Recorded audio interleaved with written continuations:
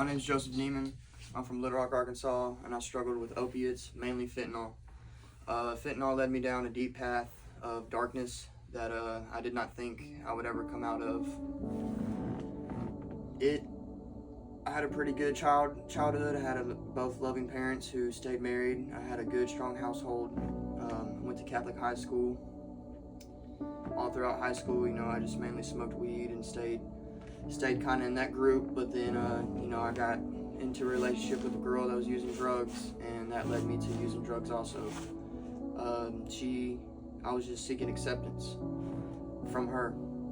And what that led me to was a physical dependency upon fentanyl, which in turn led me down, again, a dark path. What was it like when you used fentanyl for the first time? It's just like everything went away. Became numb to all my problems as an 18-year-old kid. I really didn't realize what I was getting myself into at the time. About a week after using, my body was physically dependent upon it, and that's when I was hooked.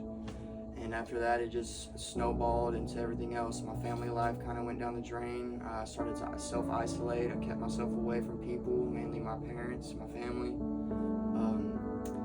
I've always been pretty good with my work ethic and working, even in my addiction, but I really only worked to get money to be able to feed my addiction. I did not take care of any financial responsibilities whatsoever.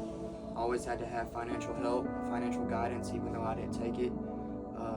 I had all the nice things. I had a good truck, I had a good job, but at the end of the day, none of that mattered to me. What mattered to me was getting that sack and getting high and feeding the beast. And walk me through a typical day of just getting high. What that's like for you. Wake up. So a typical day of getting high would be, I'd say I wake up around 7, take a shower. By the time I took a shower, I would have to use, it'd be about 7:15. And then I'd go to work about 7:45, and I wouldn't make it probably 2 or 3 hours without having to use again. During the days of working, I would try to maintain a balance, even though there really was no balance at all, of using and keeping myself not sick to be able to work and perform.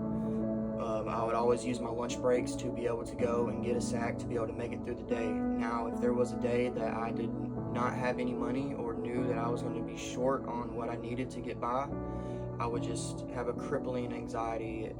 Basically, withdrawals without the withdrawals. That's all my mind would be focused on, was how am I going to get this next sack. My mind and both my body went into survival mode. I'm going to say probably one of the worst